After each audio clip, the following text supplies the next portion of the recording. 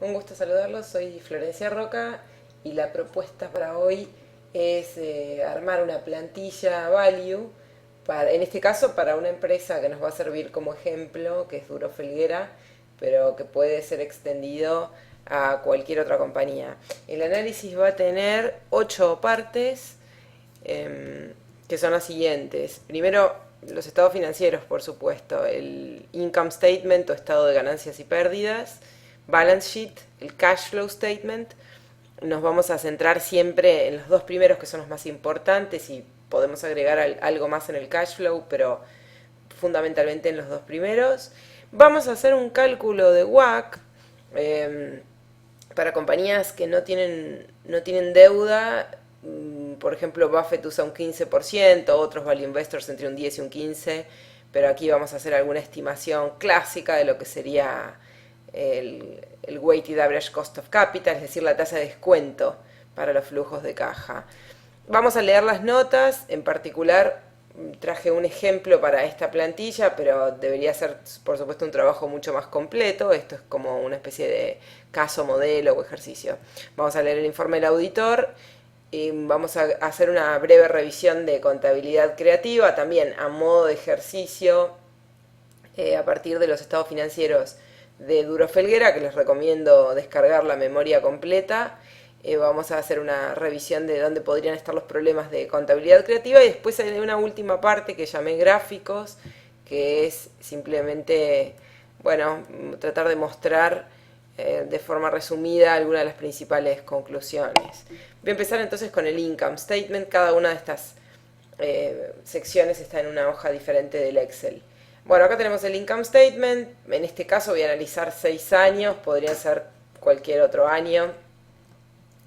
Y tengo a partir del... Los datos son de Morningstar. Puede haber algún error, por favor no asignen demasiada importancia a la información, sino que lo interesante es el método de análisis. Empiezo con todas preguntas acerca del income statement, del estado de resultados. Es decir, básicamente lo que quiero ver es cuáles son los márgenes de la compañía, si está ganando dinero, cuáles son los gastos, en qué gasta la compañía, ese tipo de cosas. Tengo acá una lista con algunos parámetros. Algunos son prácticos, son reglas prácticas. No necesariamente son así verdades reveladas que no tienen cambio, sino que son guías que al analizarlas de forma completa nos van a dar un panorama. Individualmente una o dos no tienen demasiada importancia. Bueno, lo primero que vamos a preguntarnos es acerca de las ventas. ¿Tiene la compañía un crecimiento sostenido de ventas? Entonces voy a revisar a dónde están las ventas y calcular su crecimiento. La primera celda obviamente está en blanco porque necesito 2 ventas para ver cuánto crecieron. De 2008 a 2009 las ventas crecieron, a ver si las comparo, crecieron desde 935, creo que estos son millones de euros, a 928, decrecieron, menos 1, decrecieron, cayeron, perdón, un 1%, después cayeron un 14% entre 2009 y 2010, fíjense, de 928 a 800. Bueno, y así puedo calcular para todos los años. Entonces, ¿qué podríamos contestar acerca de esta pregunta? ¿Muestra la compañía un crecimiento sostenido de ventas? No, por lo menos un 5% por año tendrían que crecer para hablar de crecimiento y sostenido. Analicemos los márgenes. Voy a empezar con el margen bruto, después el operativo y después el neto. Margen bruto es la utilidad bruta dividido ventas. Entonces la ganancia bruta la encontramos acá en la línea 7, el gross profit dividido ventas. Un 33%, 38%, 47%. Bueno, más o menos el 40% es la utilidad bruta mínima que estaría pidiendo Buffett. Bueno, puedo calcular acá, calculemos acá si quieren un promedio.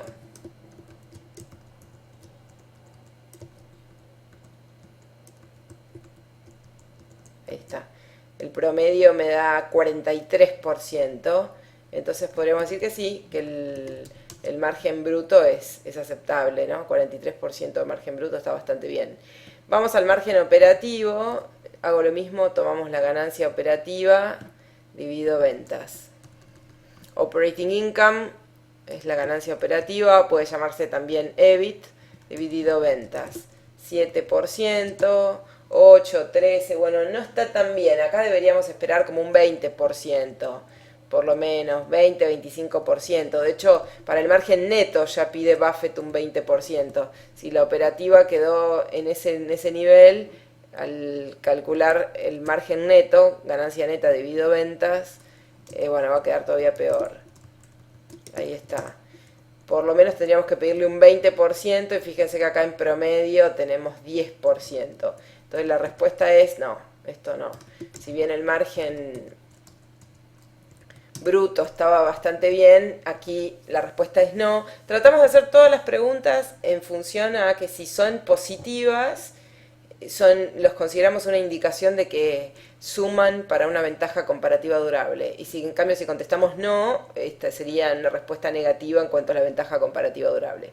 Analicemos el ROE, podemos compararlo con la industria. 14.4 es el WACC que hemos calculado, pero también podríamos buscar, por ejemplo, en Yahoo Finanzas, datos de la industria para comparar el ROE.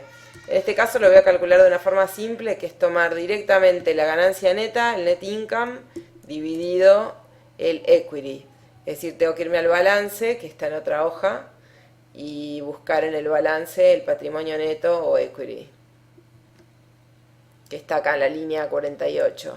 Simplemente, hay otras formas de calcular el ROE que calculan un promedio en el denominador, que calculan un promedio del equity al inicio y al cierre. Eso es bastante común para las variables del balance, porque como el balance es una foto, una forma de estandarizar.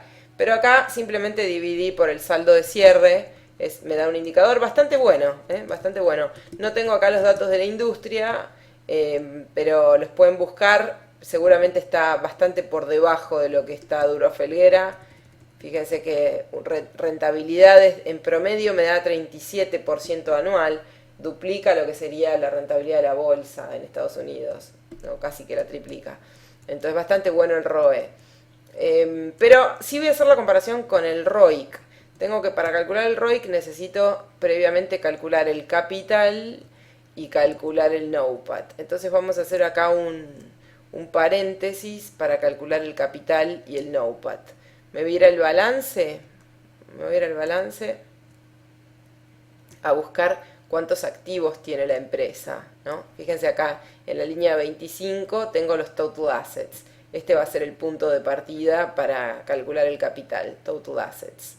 Para el cálculo del capital voy a tomar el activo total, que lo buscamos en el balance.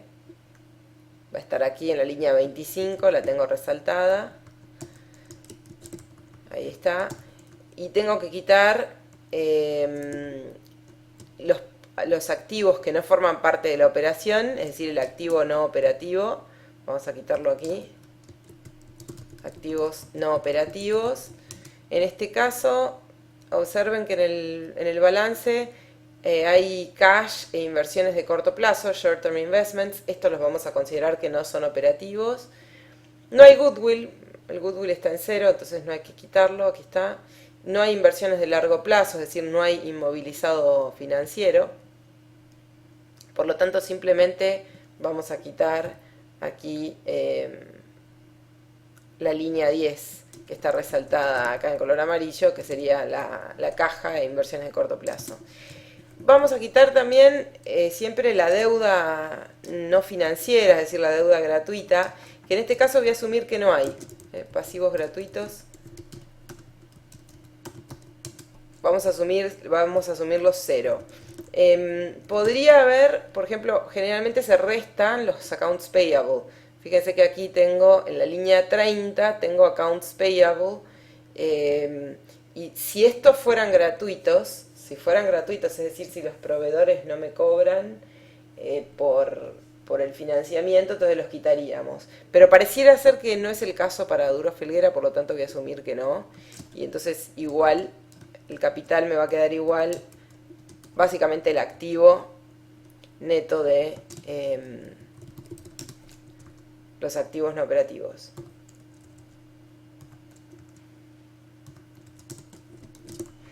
Bueno, ahí está el capital. Ahora, para calcular el ROIC necesito también el NOPAT, Net Operating Profit After Tax.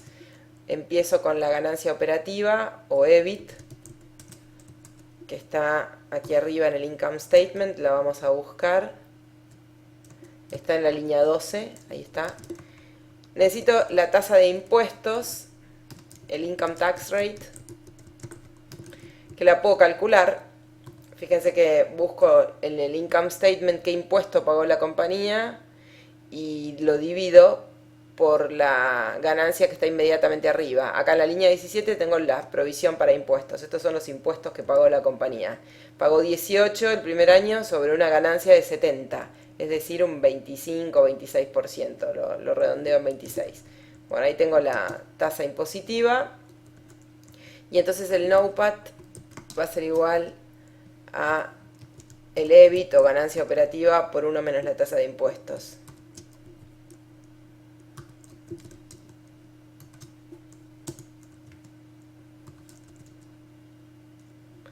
Tengo el EBIT acá en la línea 51 por 1 menos la tasa de impuestos que acabo de calcular.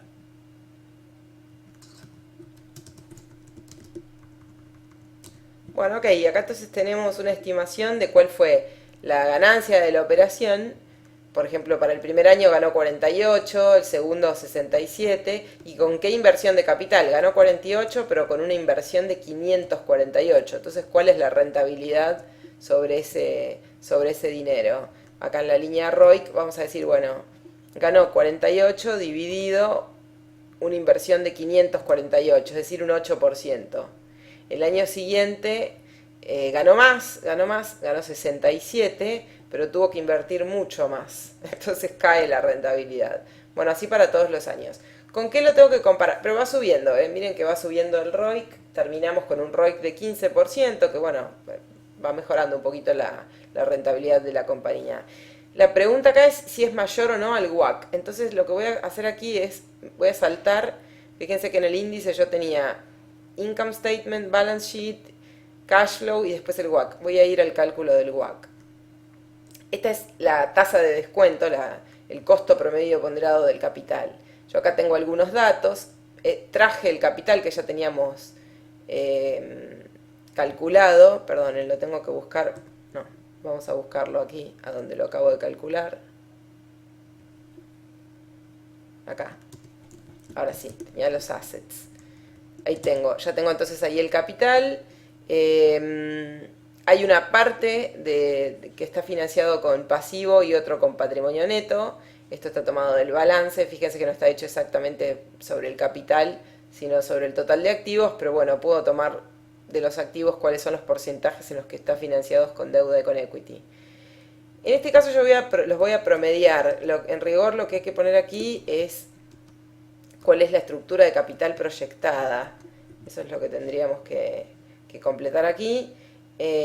Siempre el WACC es una tasa futura porque se usa para descontar flujos futuros. Entonces la tasa relevante no es la histórica.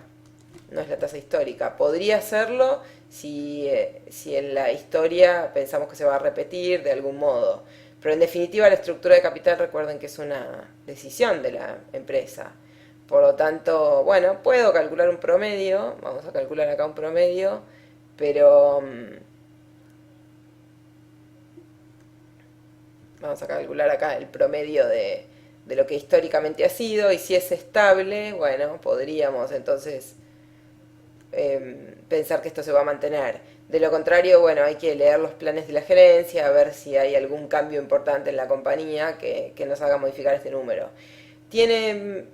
Está muy endeudada, tiene casi un 80% de deuda, tiene 79% de deuda en promedio por cada 21% de equity. Esto es sumamente endeudado, por eso no usamos directamente la tasa del 15%, que es la tasa del cost of equity que usa Buffett u otros value investors. Es una tasa para el equity. con Modigliani Miller, la fórmula de Modigliani Miller, si la transformamos para una empresa tan endeudada como esta, bueno, llegaríamos a la conclusión de que los accionistas tendrían que pedir una rentabilidad muy, muy superior. Lo mismo vamos a hacer con la tasa de impuestos. Voy a ir a buscar la tasa impositiva.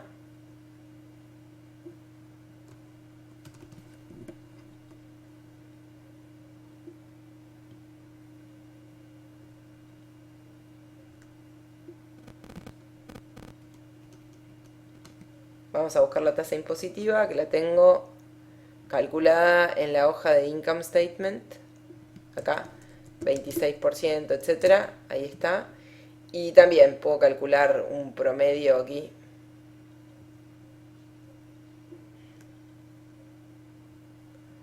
Pero nuevamente, como el WACC es proyectado, la tasa impositiva relevante es la marginal, es decir, la tasa aplicable al próximo dólar de ingresos. Para el cálculo del costo de deuda después de impuestos, bueno, simplemente tomamos el costo de la deuda, en este caso 7%, y lo multiplicamos por 1 menos la tasa de impuestos marginal o proyectada, en este caso 10%. Es decir, pagamos 7% de costo de deuda al banco, pero por otro lado nos ahorramos impuestos sobre los intereses. Entonces el costo de deuda real es un poquito más bajo, más barato. En lugar de ser 7%, es 6.3%. Bueno, ¿cómo queda? Ahora sí viene la parte importante. ¿Cómo es el cálculo del WACC?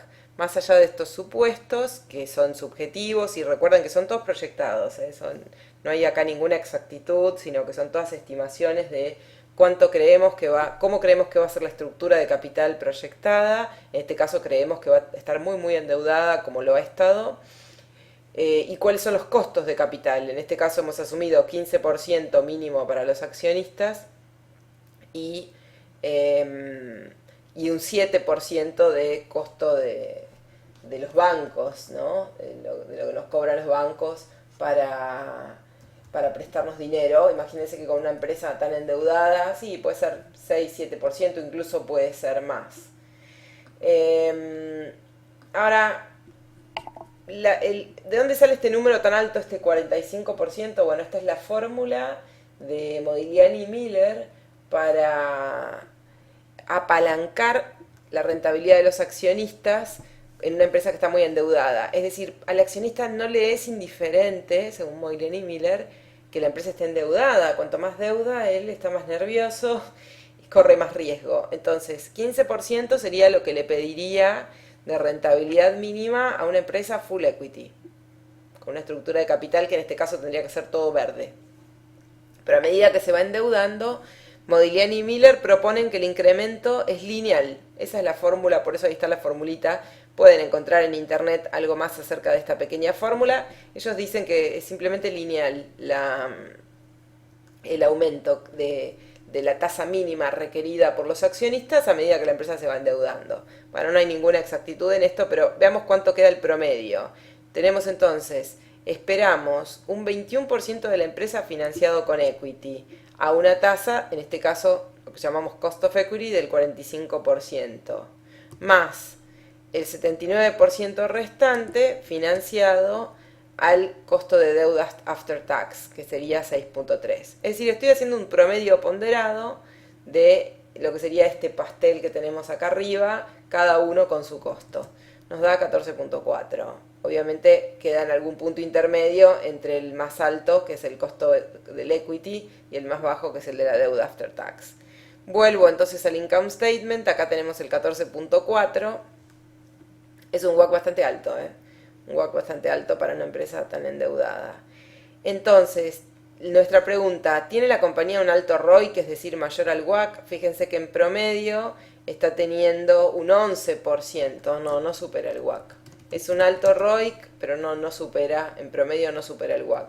Podríamos ver que en el futuro, a lo mejor si esto mejora un poquito más, los 2 últimos años sí lo alcanzó a superar, pero para una empresa tan endeudada, las rentabilidades tienen que ser más altas. Eso explica un poco también el ROE que teníamos recién, ¿no?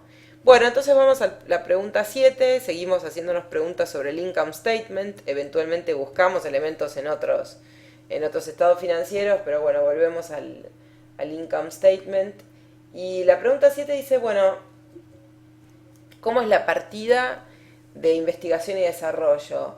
Entonces aquí nos conviene recordar qué tipo de empresas les gustan a los value investors, aquellas que necesitan constantemente invertir en investigar y en crear nuevos productos. No, empresas mejor empresas que tengan un producto estable, que no necesite generar algo nuevo, tipo un teléfono nuevo, un modelo de auto nuevo, para mantener a mis propios clientes. No quiero eso. Entonces busquemos la partida de investigación y desarrollo a ver cuánto es. Bueno, no está. A ver, ¿a dónde está? Ni siquiera tenemos. Bueno, no tenemos una partida de investigación y desarrollo, así que la dejamos en 0 directamente. No, no está. O no la encuentro. Tal vez está, pero no la encuentro. Vamos a leer nuevamente. Revenue, cost of revenue, gross profit.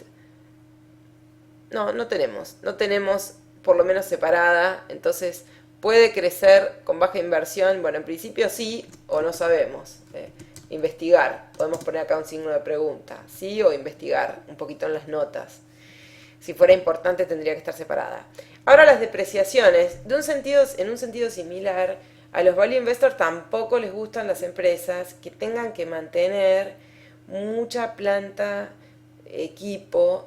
¿Por qué? Piensen ustedes que si bien son activos, la planta, el equipo, las máquinas, si bien son activos, todos los activos en algún momento pasan a ser pérdidas. Por ejemplo, ¿qué diferencia hay entre yo compro una computadora, compro ordenadores para la compañía? Generalmente se deprecian en 3 años, ¿no?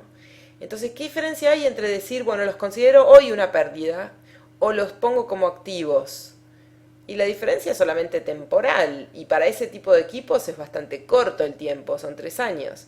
Es decir, en un caso compro la computadora, digamos que me cuesta, no sé, 1.500 euros, es la salida de dinero para comprar una computadora.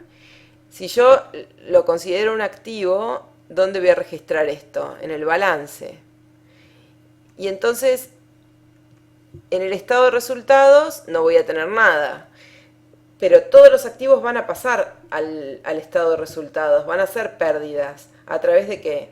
De las depreciaciones. Entonces acá voy a tener 1.500, después voy a tener 1.000, y así va a ir bajando. Y acá voy a tener una pérdida equivalente a las depreciaciones, de 500, por ejemplo, cada año. 500 por año. Entonces, todos los activos pasan a ser pérdidas. Voy a tener 500, 500 y 500. La diferencia de directamente haber considerado esto una pérdida es una diferencia temporal, y en este caso bastante breve, ¿no? Bastante breve. Es decir que para Buffett, eso de que son activos y por eso no me preocupa porque son activos, sí me preocupa, porque todos los activos van a pasar a ser pérdidas, y la depreciación, dice Buffett, es un costo real de hacer negocios. Entonces no quiero una partida de depreciación excesivamente alta. Por lo general, si es 6-7% de la utilidad bruta, se considera baja. Entonces vamos a ver cuál es la partida de depreciación de Duro Felguera. Tengo que buscarla. Bueno, fíjense que no está acá separada. Podríamos encontrarla, no la tengo acá separada, pero podemos encontrarla a partir del balance. No tengo la depreciación en el income statement, pero sí puedo ir al balance. Y fíjense que si yo en el balance comparo, tengo la depreciación acumulada, ¿no es cierto?, en el balance. Acá en la línea 17 tengo planta, propiedad y equipo. Y en la línea 18 tengo la depreciación acumulada, por lo menos de la planta, propiedad y equipo, ¿no? Entonces, si yo tomo la diferencia entre este menos este, entonces sé más o menos cuánto fue la depreciación. Si ahora lo divido por la utilidad bruta, voy a tener ahí mi ratio.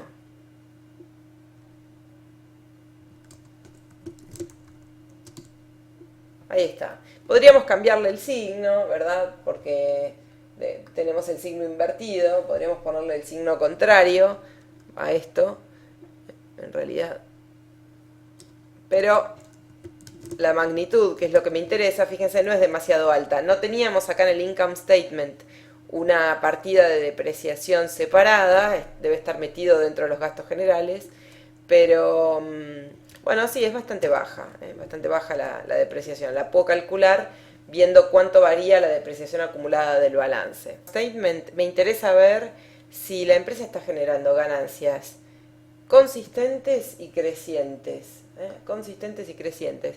Vamos a ver si los beneficios por acción, que los tenemos aquí calculado, es otra forma de ver la ganancia neta, si son consistentes y crecientes. Aquí son iguales los básicos y los diluidos, así que simplemente los voy a copiar aquí y la mejor forma de ver esto es en una gráfica.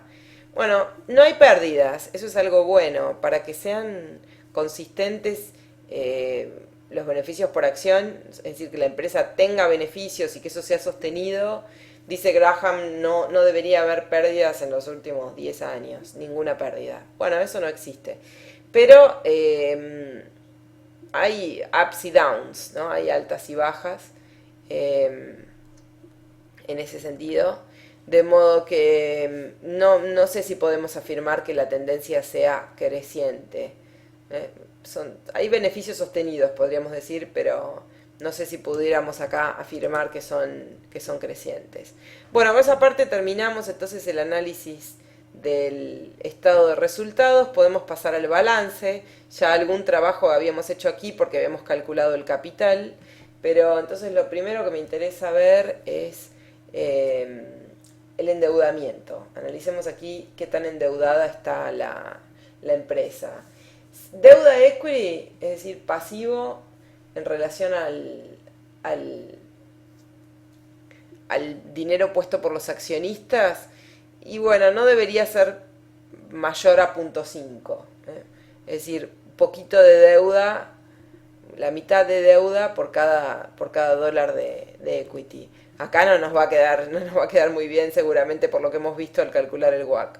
Entonces si tomo cuánto hay de pasivo dividido cuánto hay de patrimonio neto,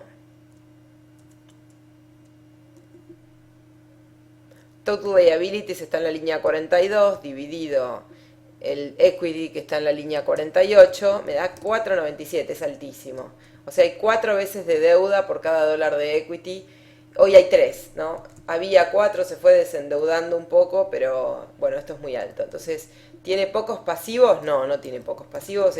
Tal vez sea una de las grandes desventajas en cuanto al value investing, al análisis válido de esta compañía. Los márgenes no nos dieron muy bien, además está endeudada. Ya tenemos varios elementos para dudar de la existencia de una ventaja comparativa. ¿Muestra el valor contable o equity un crecimiento positivo? Bueno, acá simplemente podemos observar, podemos ir y buscar el equity, 153, 186, 225. Podríamos graficarlo, ¿no? Para ver si tiene un crecimiento, si fue creciendo. Yo diría que no, ¿verdad? Un poquito fue creciendo, pero sí, pero tendría que ser algo tal vez un poquito más estable. Esto solo no nos permite sacar una conclusión muy positiva. Si quieren poner que sí, bueno, no hay, o que sí o un signo de pregunta, ¿verdad? Podríamos poner un sí o un signo de pregunta, pero no demasiado, no es un elemento muy fuerte para concluir acerca de la ventaja comparativa. Veamos cómo va con los inventarios. ¿Cómo hago para calcular la rotación de inventarios? Tomo el número de inventarios y lo divido por las ventas. Los inventarios están acá en la línea 12 y lo divido por ventas que tengo que buscar en el income statement. Es decir, acá estoy analizando cómo la empresa usa los inventarios para generar ventas. Perdón, al revés, me conviene hacerlo al revés, ventas dividido inventarios. Es válido de las dos formas, de hecho en muchos libros está así como lo hice recién, pero es más claro que la rotación aumente cuando va mejorando. Entonces lo voy a hacer al revés. Ventas dividido inventarios. Ahí está. Ventas dividido inventarios. Bueno, fíjense que esto sí fue mejorando. Por cada dólar invertido en inventarios, la empresa generaba 31 dólares en ventas al principio de este periodo de análisis y ahora genera el doble, 61. Así que esto sí, logra mantenerse o mejorarla, sí, acá hay un indicador bastante positivo, probablemente el mejor que hemos visto por el momento. Tanto esto como el ROE bastante bien. Tiene un ratio de liquidez superior a 1, bueno, calculemos la liquidez corriente va a ser el activo corriente, que lo tengo en la línea 14, menos, dividido, el pasivo corriente, que está acá en la línea 33. ¿Tiene buena liquidez? Sí, aparenta tener bastante buena liquidez. Esto es relativo. Graham dice, bueno, una liquidez superior a 1, pero Buffett dice que hay buenas compañías. En el libro de Mary Buffett van a leer acerca de esto, da los ejemplos Mary Buffett de Coca-Cola o Gillette, que por ahí no tienen tan alta liquidez porque tienen un buen manejo del financiamiento de corto plazo y un buen manejo de los activos de corto plazo, de los inventarios y de las cuentas por cobrar, y eso no les afecta el negocio, sino que por el contrario puede ser una baja liquidez. Si no tiene dificultades financieras, puede ser simplemente un indicador de que la empresa está bien manejada en cuanto al cash management. Analicemos los beneficios retenidos, los podemos encontrar acá. 105 son para el primer año, vamos a buscarlos, tienen que estar en acá están en la línea 46, Retain Earnings, las ganancias retenidas. A ver, si las ganancias retenidas van bajando, esto es un mal indicador, ¿no? Porque nos está diciendo que la empresa como que se está consumiendo parte de sus reservas de lo que tenía acumulado ahí. Yo creo que acá este número no es concluyente. Si aumentan año tras año, podríamos ponerle un signo de pregunta porque al final terminaron bajando. ¿Llevaría pocos años de beneficio pagar la deuda a largo plazo? Es decir, una forma de ver qué tan alta es la deuda, qué tan endeudada es la empresa, es tomar la deuda de largo plazo, que es estable. Vamos a buscarla donde está acá. Puedo tomar Total Liabilities o directamente la deuda de largo plazo. Puedo tomar los Total Non-Current Liabilities, es decir, todos los pasivos de largo plazo, puedo tomar este número, o directamente el Long-Term Debt, ¿verdad? La deuda, propiamente dicho. Acá como hay muchos pasivos que, por ejemplo, fondos de pensiones, ¿verdad? Voy a hacer un test más severo y ver a ver cuánto le llevaría a la empresa pagar todo su deuda todo su pasivo de largo plazo. Entonces voy a tomar 78, podría repetir este test tomando solo lo que es deuda, ¿no?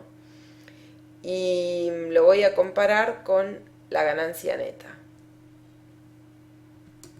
¿Esto para qué me sirve? Bueno, para decir, si yo tomo la ganancia neta, ¿cuánto tiempo me llevaría cancelar la deuda? Bueno, fíjense que parece muy endeudada, si yo hago una comparación deuda-equity, pero en realidad con 1 año y medio de ganancias, fíjense que con 1 año y medio de ganancias ya puedo pagar el pasivo de largo plazo. Vamos a ver cuántos eran las ganancias, el net income. Tengo 52, por ejemplo, en 2008 tuve 52 de net income. Y tenía deuda de largo plazo por 78, ¿ven? Una vez y media. Entonces esto me da como me permite como atemperar un poquito. Podemos poner un sí acá. El ratio de deuda. Es alta la deuda en cuanto a la estructura de capital, está muy apalancada, pero bueno, no es tan alta en cuanto a las ganancias que genera. Lo último que tendríamos que hacer, y que esto sale a partir de la lectura de las notas, es ver aquí si existen activos ocultos o infravalorados. Es decir, de lo que está en el balance, hemos hecho todos estos tests. Pero bien podría la empresa tener activos que no estén en el balance y que debieran estar pero que no están. ¿Cómo hago para encontrarlos? Y bueno, si no están acá, esto nunca lo voy a poder hacer a partir de la lectura del balance, obviamente. Tengo que ir a otras fuentes. Les doy simplemente un ejemplo y entonces aprovecho para cubrir la parte de las notas. Vieron que acá en el punto 5 teníamos el tema de las notas. Yo les puse una y les muestro acá para Duro Felguera cómo a partir de leer las notas encontré un activo infravalorado. Fíjense la nota 9, este es el balance de 2013. No, 2012 creo.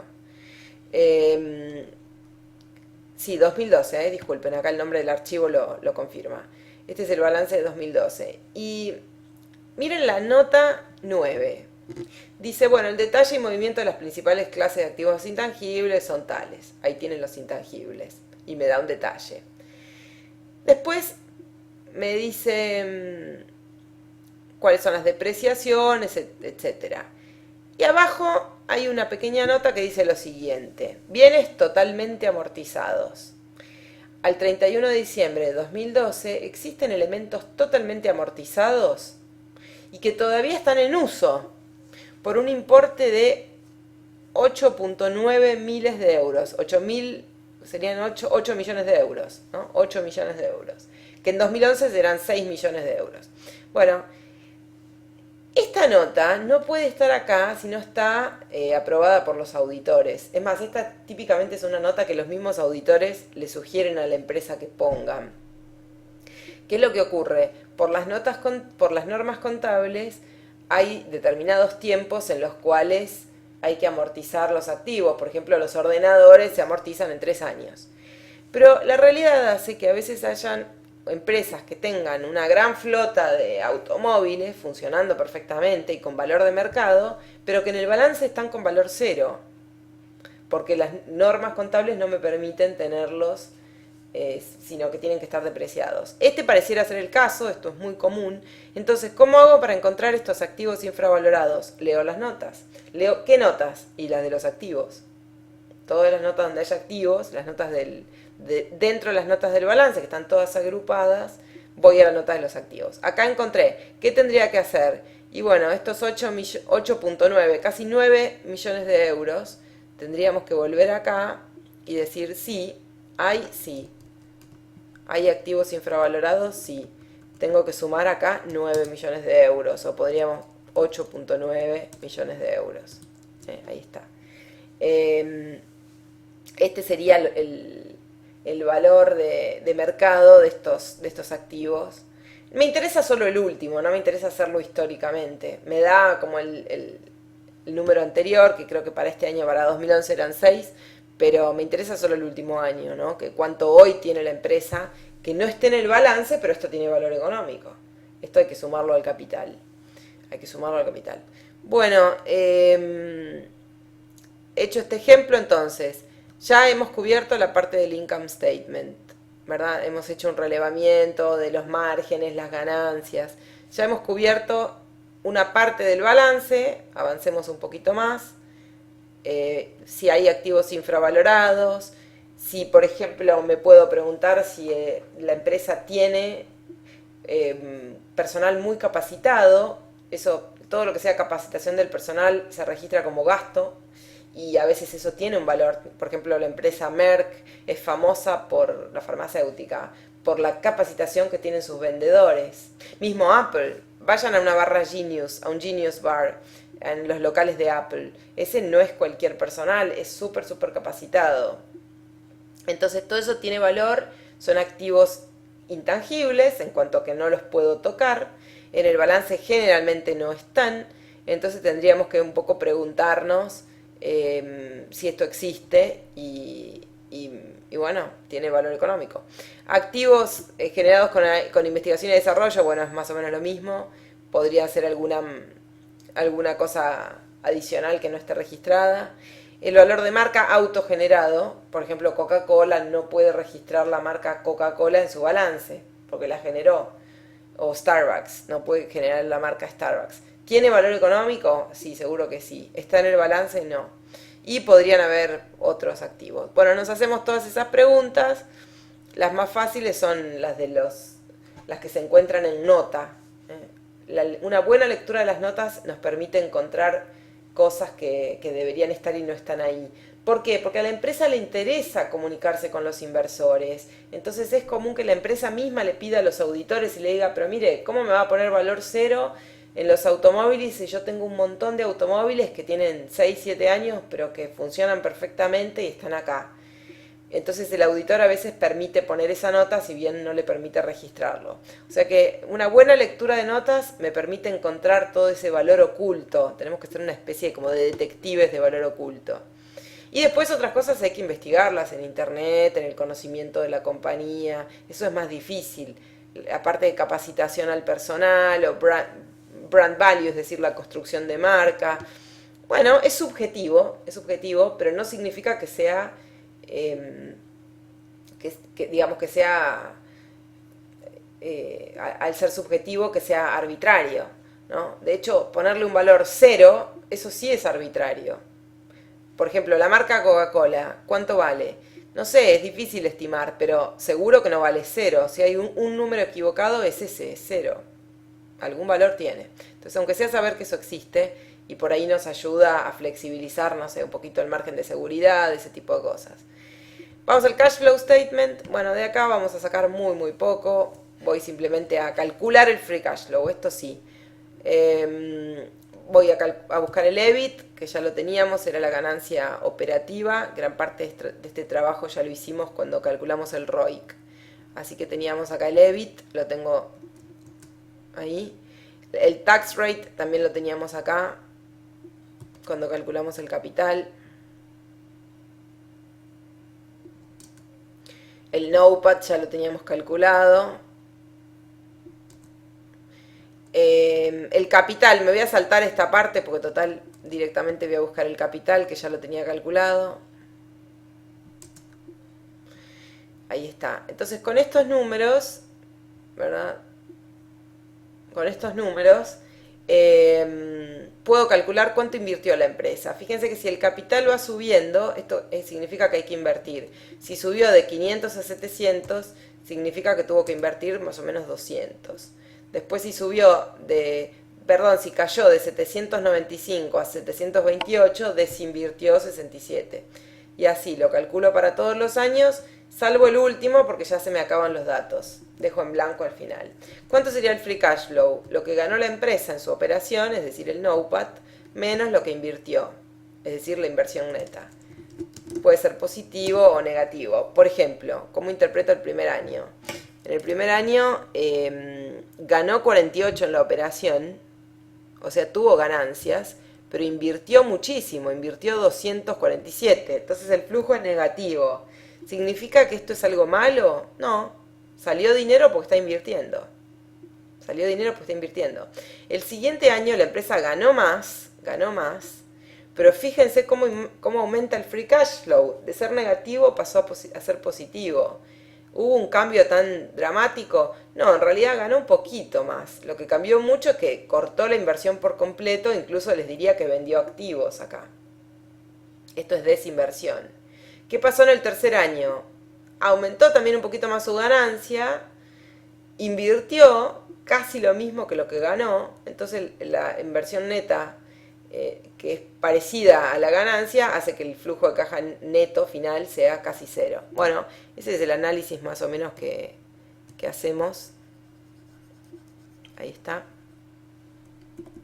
Con el free cash flow. Entonces ahora ya tenemos el flujo de caja libre. Si yo proyectara esto me serviría para hacer una valuación por flujos descontados, pero esto no me dice si hay un buen o mal negocio. Para saber si acá hay un buen o mal negocio necesito el EVA. Como yo tengo el NOPAT calculado, que acá está, y ya tengo el capital calculado, que acá está, entonces, bueno, con esto puedo calcular el EVA. NOPAT dividido capital es el ROIC, ya lo teníamos calculado. Le voy a agregar algún decimal para que lo reconozcan. 8.7 era. Lo calculo para todos los periodos. Y ahora, ¿cuánto va a ser el EVA? El Economic Value Added. Va a ser el capital por la diferencia entre ROIC y WACC. Por ejemplo, para el primer año hay 548 de capital que rinden un 8.7% y cuestan 14 y pico. ¿Se acuerdan que era? Voy a buscar a ver a dónde teníamos acá el WACC. Ahí está, 14.4. Cuando yo escribo la palabra WACC, me trae ese número. Entonces el primer año destruyó valor, porque fíjense que 8% es menor a 14. Este capital tendría que estar rindiendo 14 y está rindiendo 8. Entonces está destruyendo valor.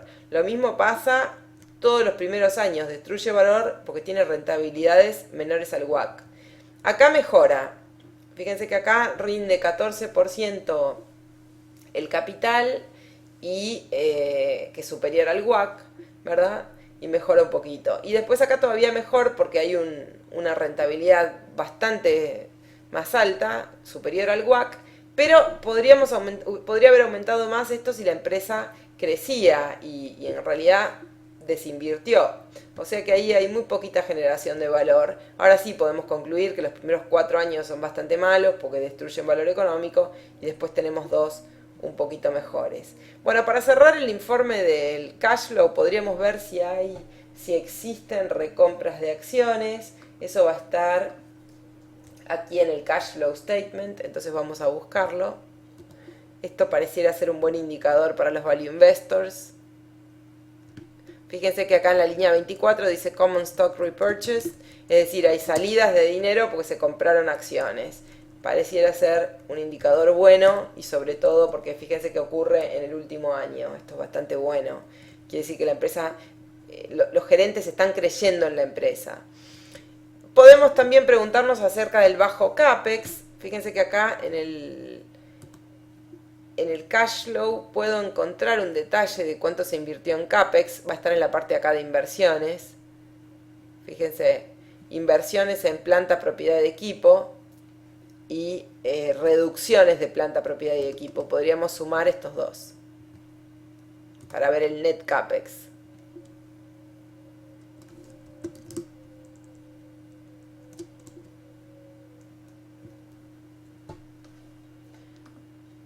Ahí está. Si quieren directamente tomar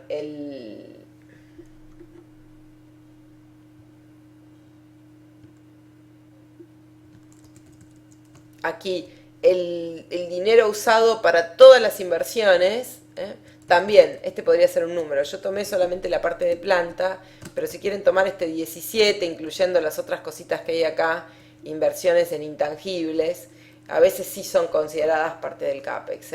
Así que pueden, si tienen esta respuesta o tienen una que incluye directamente todas las inversiones, es decir, este número, no cambia demasiado, pero bueno, también está bien. Perdón, no iba en esta línea, sino que iba acá más abajo. Ahí está.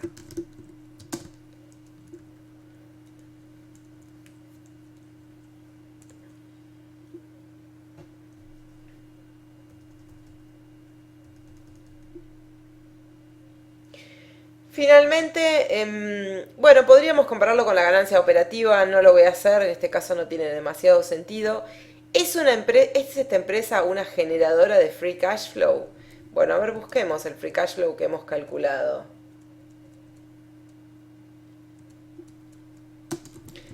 Negativo, positivo, no es generadora de free cash flow. Tendríamos que tener todos positivos. ¿Es capaz de lograr crecimiento por sí misma o hay adquisiciones? Bueno, tendría que haber una línea que se llama Acquisitions. Vamos a buscarla. Esto se encuentra en el cash flow también. Acá, Acquisitions Net. Fíjense que está en 0, hay una pequeña adquisición. Entonces, ¿es capaz de lograr crecimiento por sí misma? Sí, la respuesta estaba bien acá.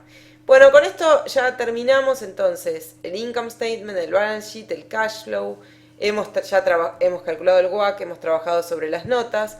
Para cerrar nos faltaría leer el informe del auditor, que esto lo deberíamos haber hecho al principio, porque si acá nos decía, bueno, opinión adversa.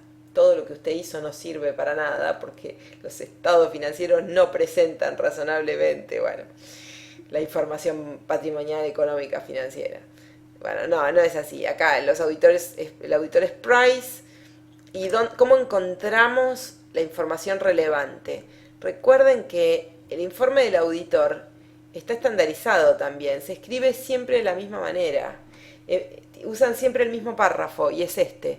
En nuestra opinión, busquen el párrafo que empieza con in our opinion o en nuestra opinión. Y ahí encontramos la respuesta.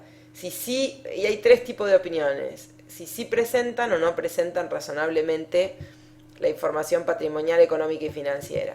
Hay tres. Favorable, favorable con alguna salvedad o desfavorable. Este caso es favorable. Si existiera alguna salvedad, debería decir, en nuestra opinión, las cuentas anuales, etcétera, presentan razonablemente, excepto por, tendría que decir excepto por o salvo que, y no lo dice. Eso tendría que estar acá en el mismo párrafo.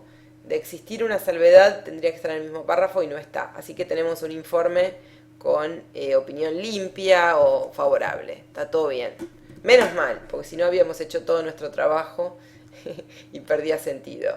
Finalmente vamos a hacer una revisión de contabilidad creativa. Yo acá les decía, bueno, a ver, consideren el índice de esta memoria. Acá está la memoria de Duro Felguera. Lean después, cuando tengan un minuto, todo este índice. ¿Qué es lo que está reportando la compañía? Yo acá les pregunto, si tuviera que seleccionar tres secciones que son las que tienen mayor riesgo de problemas de contabilidad creativa, es decir, si yo tuviera que buscar acá a dónde pueden estar las trampas, ¿cuáles serían dentro de este índice de esta compañía? Bueno, me animo a decir que todos los lugares donde existan estimaciones o juicios contables, provisiones, que hay varios fíjense que en el índice hay varios lugares donde están las provisiones, intangibles, provisiones, todo eso es, y por supuesto contingencias, que también hay, todo eso habría que revisarlo con más detalle. Fíjense que tiene, por ejemplo, aquí, tienen bastantes cosas que habría que revisar. Miren, empiezo desde abajo para arriba, ¿no? Pero hechos posteriores al cierre. Esta nota la hace poner, siempre los auditores tienen obligación de ponerla cuando firman el balance y ocurre algo importante después de que se cerró el balance. Si hay algo, es posible que esta nota esté en blanco, pero si hay algo en esta nota siempre es importante, porque modifica los números, significa que los números están mal, que cuando hicieron los números del balance, este hecho importante todavía no había ocurrido. Acá, el punto 36 no lo puedo pasar por alto. Todo lo que sea contingencias. También, esto nos indica que los números podrían estar mal. Por ejemplo, contingencias. La empresa perdió un juicio en primera instancia por 20 millones de dólares. Ese tipo de cosas tendrían que estar. Que podrían ser 80, por ejemplo. Hay que leerlo aquí, ¿verdad? Y si tuviera que elegir algún otro lugar, sin duda los derivados. Empresas que tienen derivados, bueno, ahí puede haber cualquier cosa. Esto es bastante riesgoso, son instrumentos muy apalancados. Bueno, esa nota vale la pena leerla. En realidad hay que leer todo, pero si tuviéramos que encontrar algún lugar a donde hay más probabilidad de que haya problemas, es ahí. Y después a dónde se puede modificar un poco más. ¿Dónde hay lugar para hacer trampitas contables? Y en todo lo que es intangible, todo lo que es previsión o provisión, y no tanto en lo que es salida de caja. Por ejemplo, el cash es muy difícil de modificar. Si la empresa modifica el saldo de caja que pone en el balance, bueno, es porque ya hay fraude, hay una mentira descarada. De otro modo, esas cuentas me dan más confianza y generalmente los problemas están en los intangibles, como puede ser activos intangibles, el goodwill, todo lo que se llama otros o other. Hay que revisarlo, ahí están los problemitas. Bueno, y si hay alguna operación excepcional, que en este caso no había, pero por ejemplo si hay una compra de otra empresa, ahí puede ocurrir lo que se llama el Big Bath, es decir, el gran baño, ya que hago una salida de dinero grande porque compré otra empresa, mando, por ejemplo, pérdidas que tenía medio escondiditas y que son de la operación, pero las mando ahí como algo excepcional. Bueno, para cerrar esto, agregué unos grafiquitos, siempre es bueno. Fíjense cómo para reforzar nuestra conclusión. Fíjense cómo nuestra conclusión acerca de los márgenes. Era muy bueno el margen bruto, superior al 40%, pero destruyen todo en la operación. Me queda muy bajo el margen de la operación. Destruyen todo en probablemente altos gastos generales y de administración de la empresa. Va evolucionando positivamente, sin embargo, miren cómo va creciendo el EVA. Todo esto sería destrucción de valor. Acá hay destrucción de valor. Y acá empieza a haber creación de valor. Esto es EVA negativo y a partir de ahí empieza a ser positivo. Estamos mal, pero vamos bien, sería la conclusión en esta parte, ¿no?